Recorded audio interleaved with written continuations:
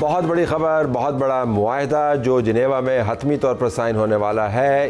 ई signatures इस मुआहदे पर हो चुके हैं। इसकी तशरीहात मुख्तलिफ हैं, लेकिन ईरान और अमेरिका से जो पैगामात आ रहे हैं वो बहुत मुस्बत हैं और लगता है कि दोनों ने सोच समझ के पाकिस्तान की मीडिएशन के साथ जो डील की है उसको वो ऑनर करेंगे। आयज़ा साहब, अगर मैं आपके पास आऊँ, मैं जेडी वैंस का एक आपको क्लिप सुनवाना चाहता हूँ उर्दू तर्जमे के साथ, जिसमें वो ऑलमोस्ट डेस्परेटली ये बताने की कोशिश कर रहा है कि हमने कोई पैसे वैसे नहीं दिए। तो अमेरिका के अंदर जो डोमेस्टिक कंस्टिट्यूंसी है, जिसको ट्रंप ने ये बारहा बताया कि बैरक ओबामा ने ये गंदी डील की थी, मैं उस डील से बहुत अच्छी डील करूँगा, और फिर उसने ये भी कहा कि बैरक ओबामा ने भर भर के झोली पैसे दिए थे, मैंने ऐसा कुछ नहीं किया। ये डोमेस्टिक कंस्टिट्यूंसी कितनी अहम है डोनाल्ड ट्रंप के लिए। तो आज़ाद साहब ऑलमोस्ट डेस्परेट है ये बताने के लिए कि भाई नहीं अभी चीज़ें हमारे कंट्रोल में हैं। जी बिल्कुल और इसी प्रेस कॉन्फ्रेंस के बाद, इसी जो टॉक थी उनकी सीएनबीसी के साथ, उसके बाद मैं सुबह सुन रही थी ब्रायन मैस्को जो रिपब्लिकन है और हाउस की फॉरेन अफेयर्स कमेटी की चेयर हैं, और उनका भी ये कहना था कि जी वो जो उन्होंने कहा कारकर्दगी की बुनियाद पे परफॉर्मेंस बेस्ड है कि अगर ईरान अपने किए हुए वादों पे पूरा रहता है, ईरान एक अच्छा बच्चा बन के सारे काम करता है, तो फिर हम जो है हो सकता है हम देखेंगे, उसके बाद हम बात करेंगे। यकीनन जेसीपीओ की जो डील थी उसके ऊपर डोनाल्ड ट्रंप बहुत तनकीद करते रहे, और गुज़िश्ता हफ्ते सदर बारक ओबामा ने अपने एक इंटरव्यू में कहा कि जी मुझे नहीं लगता ये उससे अच्छा कुछ कर पाएंगे जो हमने किया था। तो ये एक जाहिर है एक पॉलिटिकल काइंड ऑफ कॉन्फ्लिक्ट यहाँ पे है, लेकिन जो बज़ाहिर कहा जा रहा है कि ये परफॉर्मेंस बेस्ड डील है और हम ये देखेंगे। ईरान की जो पोजीशनिंग नज़र आ रही है उसमें तो ये लगता है कि ईरान को कुछ ना कुछ पैसे मिलेंगे और इनको देने पड़ेंगे। अब ये उसको क्या कैप्सुलेट किस चीज़ में करते हैं, किस शेल में बंद करके लोगों को दिखाते हैं, क्योंकि देखिए इस जंग में आने के बाद से जो मेगा का बेस है सदर ट्रंप का और जो उनके वोटर बेस है उसमें बड़ा अनरेस्ट था। और आपके अगर आप मुझे इजाज़त दें तो दो चीज़ें मैं ऐड करना चाहूँगी आपकी जो पिछली ब्रेक से पहले बातचीत हो रही थी और हमारे जो गेस्ट ने बात की। एक तो ये कि जब पाकिस्तान की बात आती है तो हम यूनिक पोजिशनिंग की बात करते हैं, लेकिन हम ये नहीं देखते कि पाकिस्तान का जो हर कंट्री जो है अपनी स्वॉट एनालिसिस करता है ना, स्ट्रेंथ्स एंड वीकनेस का।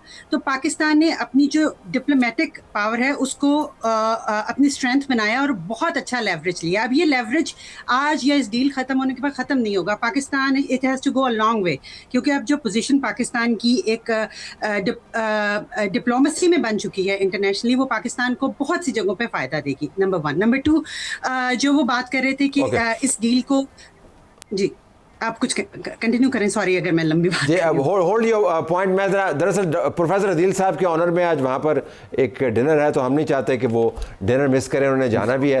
तो प्रोफेसर साहब क्विकली अगर आप बताइएगा कि वाक़तन अमेरिका की बड़ी सुबकी हुई है तमाम तर कोशिश के बावजूद। फ्रैंकली ना इसराइल उनकी बात सुनता है, ना ईरान उनकी बात सुनता है। मीडिएशन के लिए उनको पाकिस्तान की तरफ आना पड़ता है। पाकिस्तान उनको कितनी मतलब ऑफ रैंप ऑफ़र किया जब वो मुश्किल में फंस गए थे, पैसे कोई और दे रहा है। तो अमेरिका ने इस जंग में से क्या खोया, क्या पाया? क्विकली। अमेरिका ने बहुत ज़्यादा जो अपना उसका इमेज था इनविंसिबिलिटी का मिडिल ईस्ट में, वो बड़ी हद तक खो दिया है।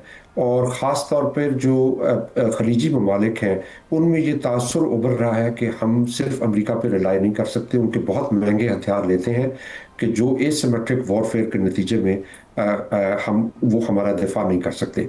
तो जो अब गल्फ में सिक्योरिटी आर्किटेक्चर है वो अमेरिका के लिए बहुत इंपॉर्टेंट है, क्योंकि वो एक मार्केट है, वहाँ उनके वेपन्स बिकते हैं, गल्फ का पैसा अमेरिका में आके इन्वेस्ट होता है।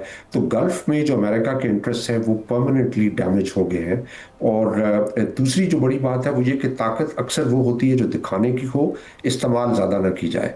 अब जब इस्तेमाल हो गई तो आप देखें कि बहरीन से लेके इराक और सऊदी अरेबिया, इन तमाम ममालिक में जो अमरीकी बेसिस थी वो मुकम्मल तौर पे एक्सपोज हो गई थी। ये भी बहुत बड़े एक डेंट है इंटरनेशनल उस पर। और जो यूरोप है, यूरोप एक जो जेसीपीओ में बहुत ज़्यादा उसने अहम रोल प्ले किया।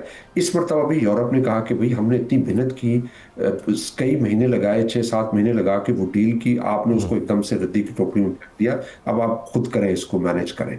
तो अमेरिका के लिए ये जो एक post rule based order so called जिसको कहा जाता है, काफ़ी बड़ी सुर्खी है। जो आपका पहला सवाल था मोहतरमा से, बड़ी सुर्खी है में रखें कि जी, go ahead.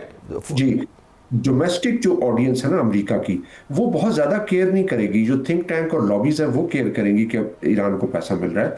Domestic audience America की जो है वो इकोनॉमी को करेगी, और मिड टर्म इलेक्शंस के अराउंड जो बात आ रही है उसके ऊपर होगा।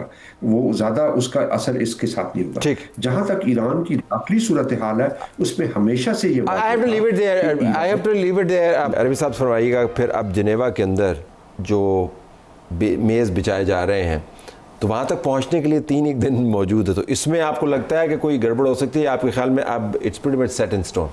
देखिए, सर्टेनिटी के साथ तो कुछ भी नहीं कहा जा सकता, लेकिन इस वक्त जो ग्राउंड पे रियलिटी और सिचुएशन है वो ये है कि डील जो है वो साइन हो चुकी है। जो पिछले कोई तकरीबन 2-1 माह से जो सारी एफर्ट्स हो रही थी, जो स्पॉयलर्स ने जितना अपना जोर लगाना था उन्हें भी लगा लिया, मीडिएटर्स ने जिस तरीके से उसको नेविगेट करना था उन्होंने भी कर लिया, और अब आई थिंक ये जो डील है ये साइन हो जाएगी। इसको उस तरह का कोई थ्रेट नहीं है जिस तरह का आपसे 1 महीना या 2 महीने। पाकिस्तान होस्ट कर रहा है, पाकिस्तान होस्ट कर जिनेवा में, वही थॉट कि हम इस्लामाबाद में करेंगे होस्ट।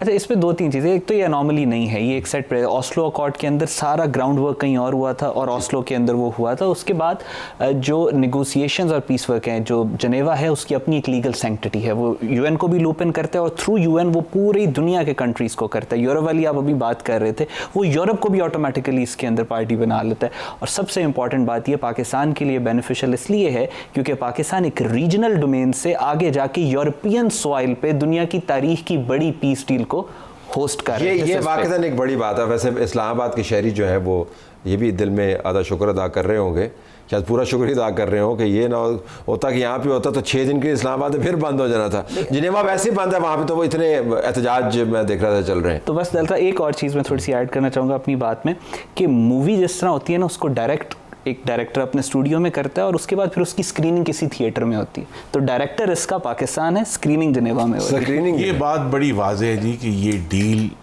सिर्फ आबनाए हुर्मुज़ खोलने के लिए, जितने भी संजीदा मामलात थे वो कहते हैं ना किक डाउन द रोड, कि जी न्यूक्लियर का इशू, सैंक्शंस के इशू, वो सब कुछ आगे चला गया। इस वक्त सिर्फ आबनाए हुर्मुज़ खोलने का इशू है। और उसकी वो एजेंसी क्या है? एजेंसी असल में ये एक और ख़बर कहीं और से दुनिया में उठी है कि दुनिया के जो स्ट्रेटेजिक ऑयल रिजर्व्स हैं वो 3.5 महीने की जंग के बाद बहुत हद तक ख़त्म होना शुरू हो गए हैं। तो लिहाजा इससे पहले कि जो तेल की कीमत है वो 100 से 150, 125, 200 जाती, सदर ट्रम्प ने बेहतर समझा कि मुआहदा हो जाए। और पाकिस्तान अब होस्ट करके एक तारीख रकम करें। नहीं, पाकिस्तान की तो देखिए, पाकिस्तान की तारीख, बल्कि अब तो दुनिया की तारीख कहना चाहिए कि अब दुनिया की तारीख का ये हिस्सा हो गया। और पाकिस्तान के सामने चैलेंज यही है कि ये जो न्यू फाउंड सैलियंस है as a peace maker and as a security partner, Pakistan की डिप्लोमेसी का अगला टेस्ट ये है कि फील्ड मार्शल आसिम मुनीर और प्राइम मिनिस्टर शहबाज शरीफ किस तरह उसको यूज़ करते हैं इन 2 नई स्ट्रेंथ को। जिस तरह ईरान को मैंने कहा कि उसको 2 नई स्ट्रेंथ, पाकिस्तान को भी as a peace maker and security partner नई ताकत और तकवीत मिली है, उसका फ़ायदा उठाना चैलेंज है। क्विकली आज़ाद साहब, मैंने आपसे शुरू में कहा था कि हम जो एक्सपेट पाकिस्तानीज़ हैं उनके लिए कितना अहम है, आपने नुक्ता खुद ही उठाया था। ये मौका, ये वाक़या, ये पाकिस्तान की अहमियत, ये कितनी अहम है, ज़रा वो शेयर कीजिएगा मज़ीद। देखिए, इसका हमारे मोराल पे तो बहुत अच्छा असर पड़ा ही है, लेकिन उसके साथ साथ हमने ये देखा कि गुज़िश्ता कुछ अरसे से एक्सपैट पाकिस्तानियों में, जैसे कि एक थोड़ी सी पाकिस्तान की अंदरूनी पॉलिटिक्स की बात हो जाएगी, कहा जाता है कि ओवरसीज़ पाकिस्तानी एक ख़ास पॉलिटिकल पार्टी को सपोर्ट करते हैं, उसमें भी हमने बहुत चेंज देखा है। अब हम देखते हैं कि हमारे काउंसलेट्स में जो इवेंट्स होते हैं वहाँ पे ज़्यादा पाकिस्तानी ने जाना शुरू कर दिया है। प्रो पाकिस्तानी एक जो ख्यालात हैं लोगों के दिलों में, जो उनके फीलिंग्स हैं, वो ज़्यादा अब खुल के सामने आने लग पड़ी हैं। दोबारा से वही हम कह सकते हैं कि हम वही पाकिस्तानियत फील कर रहे हैं इस इवेंट के बाद, स्पेशली मोर कि पाकिस्तान में सब बुरा नहीं है और पाकिस्तान में बहुत कुछ अच्छा है और पाकिस्तान बहुत आगे जा सकता है, और हम उम्मीद रखते हैं कि पाकिस्तान इसी तरह आगे बढ़ता रहेगा।